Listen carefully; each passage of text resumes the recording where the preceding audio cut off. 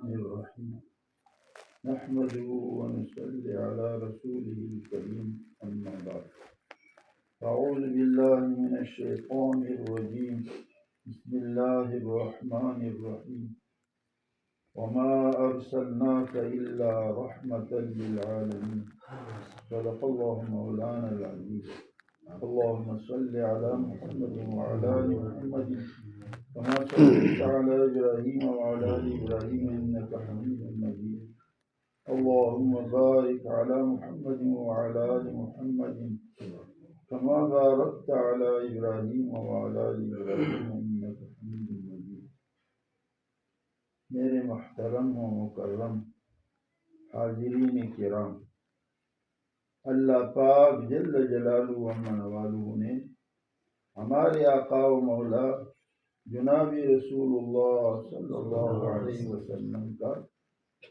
خود صفت بیان فرمایا، تعریف کی۔ اللہ پاک نے تعریف کی ہے تو اللہ پاک جس کی تعریف کرے اس کی کوئی حد نہیں ہو سکتی۔ اور پھر تعریف بھی اس انداز سے فرمائی ہے کہ اللہ پاک فرما رہے ہیں کہ ہم نے آپ کو سارے جہان والوں جتنے عالم، ایک نہیں کہ صرف انسانوں کے لیے رحمت ہے، انسان نہیں بلکہ 18,000 مخلوق ہے۔ امام غزالی رحمۃ اللہ علیہ احیاء علوم میں فرماتے ہیں 18,000 مخلوق ہے، اور اللہ پاک نے آپ صلی اللہ علیہ وسلم کو صرف انسانوں کے لیے رحمت نہیں بنایا بلکہ 18,000 مخلوق کے لیے رحمت۔ اب میں اسی سلسلے میں ایک دو چیزیں بیان کر کے بات ختم کر رہی تو اب تک کہتے ہیں 15 صدی گزر گئی، حضور پاک صلی اللہ علیہ وسلم کی تاریخ صفات لوگ لکھ رہے ہیں، لیکن آج تک کوئی مورخ ایسا نہیں پیدا ہوا، کوئی سیرت نگار ایسا نہیں پیدا ہوا جس نے یہ دعویٰ کیا ہو کہ میں نے ایسی سیرت لکھ دی کہ اب اس کے بعد لکھنے کی ضرورت نہیں۔ ہر زمانے میں لوگ لکھ رہے ہیں، صفات بیان کر رہے ہیں، لیکن آج تک حضور پاک صلی اللہ علیہ وسلم کی صفات کی تکمیل اور اس طرح کسی نے نہیں بیان کیا کہ وہ کہہ دیں میں نے پورا حق ادا کیا۔ کون حق ادا کرے گا جب اللہ پاک نے ان کی تعریف کی؟ اور سارے عالمین کے لیے رحمت کیسے؟ میں دو واقعہ آپ کے سامنے ذکر کرتا ہوں۔ مولانا روم رحمۃ اللہ علیہ نے لکھا ہے، اور اس قصے کو حضرت قاری طیب رحمۃ اللہ علیہ نے اپنی تقریر میں بیان کی کہ آپ صلی اللہ علیہ وسلم راستے بھی تشریف لے جا رہے، دیکھو نا، انسان ہی نہیں جانوروں کے لیے بھی رحمت، تشریف لے جا رہے تھے تو ایک صحابی نے جنگل سے ہرن اور اس کو باندھا ہوا تھا، تو آپ صلی اللہ علیہ وسلم تشریف لے جا رہے تھے تو اس ہرنی نے آپ کو دیکھا تو رونے لگی، تو آپ صلی اللہ علیہ وسلم ان کے قریب گئے، کہا کیا بات ہے؟ تو ہرنی نے شکایت کی، یا رسول اللہ صلی اللہ علیہ وسلم یہ سامنے پاڑ میں میرے بچے ہیں اور اس صحابی نے مجھے پکڑ کے لا کر باندھ دیا ہے اور میرے بچوں کی دودھ پینے کا وقت، تو اب میں اس کی وجہ سے پریشان ہوں، لہذا میں آپ سے وعدہ کرتی ہوں کہ آپ اپنے ضمانت پر مجھے کچھ وقت کے لیے چھوڑ دے تاکہ میں جا کر اپنے بچوں کو دودھ پلاؤں اور پھر واپس آ جاؤں۔ تو حضور پاک صلی اللہ علیہ وسلم نے اس ہرنی کو جس نے پکڑا تھا اس صحابی کو بلایا اور بلا کر فرمایا کہ یہ ہرنی اس طرح فریاد کرتی ہے، لہذا آپ میری ضمانت پر اس کو چھوڑ دیں۔ وہ صحابی تھے، حضور صلی اللہ علیہ وسلم کی بات ٹالنے والے تو نہیں تھے، تو انہوں نے آپ صلی اللہ علیہ وسلم کی ضمانت پر اس ہرنی کو چھوڑ دیا اور وہ چلی گئی اور جا کر پہاڑ میں اپنے بچوں کو دودھ پلایا، اور دودھ پلانے کے بعد پھر واپس آ گئی اپنے وعدے کے مطابق۔ ایک سبق میں اس میں لکھا ہے مولانا روم نے کہ ایک ہرن کے اندر اپنے وعدے کی وفاداری ہے، اور انسان جو ہے یہ اپنے وعدے کا وفادار نہیں ہے۔ اللہ پاک سے وعدہ کیا ہوا ہے کہ کہ اللہ میں آپ کی بندگی کروں گا، آپ کی اطاعت کروں گا، لا الہ الا اللہ محمد رسول اللہ میں وعدہ ہے نا کہ اللہ آپ کی سوا کوئی معبود نہیں، میں آپ کا بندہ ہوں، میں زندگی آپ کی بندگی کے مطابق گزاروں گا، لیکن اپنے وعدے میں جھوٹا ہے، سچا نہیں ہے۔ زندگی کس کے مطابق گزارتا ہے؟ اپنے نفس و خواہش کی۔ اللہ پاک کی مرضی کے مطابق گزارے تو یہ دنیا بھی جنت بن جائے، آخرت بھی بن جائے۔ اللہ پاک نے تو مومن کے لیے دنیا جنت بنائی۔ ہاں، قرآن پاک میں اللہ پاک نے ارشاد فرمایا من عمل صالحا من ذکر او انثی فلنحینہ حیاتا طیبہ، جو بھی کوئی عمل کرے، جو بھی ہو، کالا ہو، گورا ہو، عربی ہو، عجمی ہو، غریب ہو، مالدار ہو، جو بھی نیک عمل کرے اور ایمان والا ہو تو اللہ پاک فرماتے میں اس کو خوشگوار زندگی دوں۔ لیکن اب عمل ہے نہیں تو اس وجہ سے پریشانی ہے زندگی۔ عمل ٹھیک ہو جائے گا تو زندگی بھی سکون کی مل جائے گی۔ تو ایک ہیلمی نے سبق دیا کہ میں وعدے کے خلاف نہیں کر رہی، تو آیا اور مالک نے اس کو پھر گردن میں رسی ڈالی، لیکن آپ صلی اللہ علیہ وسلم کو ترس آیا تو فرمایا صحابی وعدے پہ تو یہ آ گئی، لیکن میں اس کے لیے سفارش کرتا ہوں کہ اس پھرنی کو چھوڑ دو، کیونکہ اس کے چھوٹے چھوٹے بچے ہیں اور تم جب اس کو باندھ دو گے یا خدا نخواستہ اگر ذبح کر دو گے تو وہ بچے بیچارے بھوکے کپاڑ میں پیاسے رہیں گے، تو ان معصوم بچوں کی خاطر میری سفارش قبول کر کے اس کو چھوڑ۔ تو صحابی نے کہتے اس کو چھوڑا اور وہ ہرنی چلانگ لگاتی ہوئی دعائیں دیتی ہوئی چلی گئی۔ تو آپ صلی اللہ علیہ وسلم نے تو جانوروں کے ساتھ مہربانی کی۔ اسی طرح ایک تاریخ میں اور واقعہ لکھا ہے کہ آپ صلی اللہ علیہ وسلم کی خدمت میں ایک صحابی آئے، اس نے عرض کیا یا رسول اللہ صلی اللہ علیہ وسلم میرا اونٹ بگڑ گیا ہے اور جو اس کے قریب جاتا ہے وہ اس کو کاٹتا ہے، قریب کسی کو آنے نہیں دیتا ہے، لہٰذا آپ صلی اللہ علیہ وسلم میرے ساتھ چلے، وہ تو کسی کو اپنے قریب آنے نہیں دیتا۔ تو آپ صلی اللہ علیہ وسلم اس باغ میں جہاں وہ اونٹ کھڑا تھا آپ صلی اللہ علیہ وسلم تشریف لے گئے۔ جب لے گئے تو صحابہ کو فکر بھی کہ یہ تو اونٹ ہے، جانور ہے اور عقل تو اس کی ہے نہیں، ایسے نہیں کہ آپ صلی اللہ علیہ وسلم کو بھی کاٹے، لیکن وہ تو رحمت للعالمین تھے، جانور بھی آپ کی قدر کرتے۔ کہتے ہیں نا تاریخ میں لکھا، میں پڑھ رہا تھا کہ آپ صلی اللہ علیہ وسلم جب دنیا سے پردہ فرما گئے تو جس اونٹنی پہ آپ سوار ہو کر تشریف لے جاتے اس اونٹنی نے آپ کی جدائی میں کھانا پینا چھوڑ دیا اور 40 دن تک رہی ایسی بھوکی پیاسی، آخر مر گئی نا۔ جانور بھی آپ صلی اللہ علیہ وسلم کے ساتھ محبت کرتے تھے، اس لیے کہتے ہیں حجت الوداع میں آپ صلی اللہ علیہ وسلم نے 100 اونٹوں کی قربانی کی، تو اس میں سے 63 اونٹ آپ صلی اللہ علیہ وسلم نے اپنے دست مبارک سے کاٹے۔ تو تاریخ میں لکھا ہے 63 اونٹ کا ذبح کرنا کیسے؟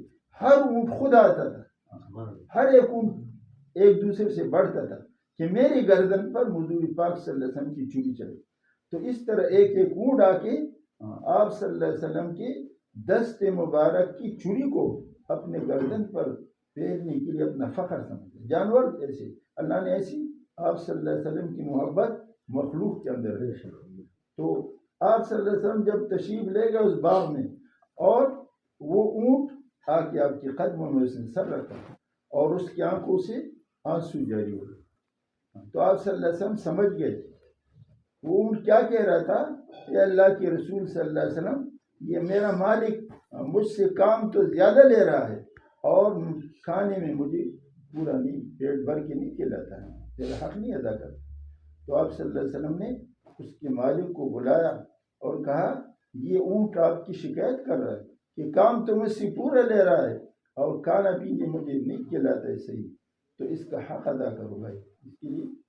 اور اخیر میں یہ عرض کر رہا ہوں ہمارے بھائی نے جو یہ بلغ العلا بکمالہ یہ پڑھا، اس نعت کے بارے میں آپ کو ایک عجیب قصہ سنا کے میں بات ختم کرتا ہوں۔ یہ شیراز ایران کے اندر شیراز ایک گاؤں ہے، اس میں 2 شاعر ہوئے، ایک حافظ شیرازی اور ایک شیخ سعدی، یہ بھی شیراز کے 2 ہیں۔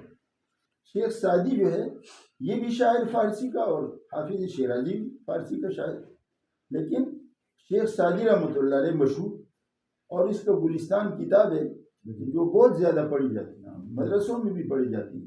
فارسی کی جب پڑھی جاتی تو یہ گلستان پڑھی جاتی. اور میرے شیخ حضرت بنوری رحمۃ اللہ علیہ فرماتے تھے کہ اگر دنیا میں کہیں عقل ڈھونڈنی ہو تو شیخ سعدی کی کتابوں میں ملتی. دنیا میں کسی منڈی میں عقل نہیں ملتی، لیکن شیخ سعدی رحمۃ اللہ علیہ کی کتابوں میں عقل ملتی. ہر قصہ عقل سے بھرا ہو.